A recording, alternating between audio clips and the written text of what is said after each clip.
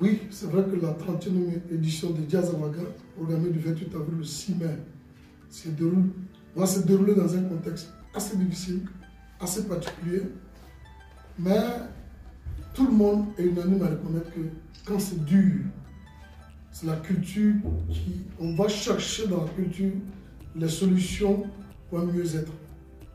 La manière dont la musique et la culture soignent l'être humain, on doit aussi pouvoir l'utiliser pour soigner un pays, soigner une ville, une population. Donc nous, on estime que le festival rentre dans cet objectif-là, dans l'objectif de la résilience, dans l'objectif aussi de dire c'est une plateforme, il faut en profiter pour passer des messages, il faut en profiter pour apaiser, il faut en profiter pour apporter sa contribution. Souvenez-vous que dans l'histoire de l'Afrique et dans l'histoire même de l'humanité, les guerres sont souvent accompagnées de musiciens, des griots qui viennent chanter les louanges, qui gonflent les combattants à bloc avant d'aller au combat. Considérons que nous, ce sera là qu'on veut jouer, de créer la plateforme, d'avoir des discussions apaisées, d'avoir des moments d'échange, de musique, des moments culturels apaisés, aider justement à donner le moral au Burkinabé afin d'affronter les difficultés de la vie auxquelles on est confronté depuis que nous sommes en insécurité. Donc pour nous, c'est une contribution dans la lutte à notre manière. Certains le font en utilisant des armes, d'autres peut-être en donnant des dons, des campagnes de sensibilisation. Mais nous, on le fait en musique, on le fait avec la culture. D'où le thème musique et culture pour sauver la patrie. Donc nous aussi, on est engagés dans ça.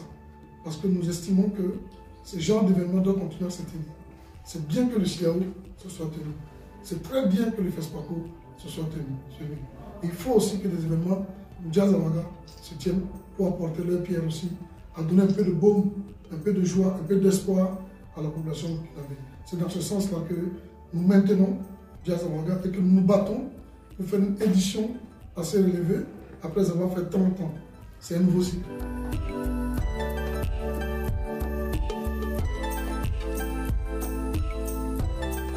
En fait, Jazz Awaga, il y a trop d'événements marquants. Jazz Awaga, il faut un livre. Il y a trop de faits. Je peux citer quelques-uns comme ça. Mais aujourd'hui, je peux le citer pour rendre hommage à deux grands monuments de la musique africaine.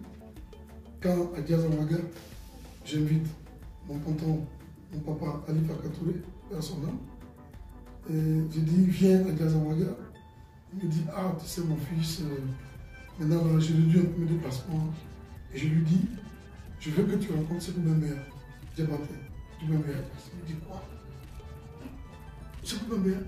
Il dit, je viens. Les moments. Ali Faka Touré n'avait jamais rencontré Sékou Bembeya. Tu vois, c'est deux monuments de la musique africaine. Ils ne s'étaient jamais rencontrés.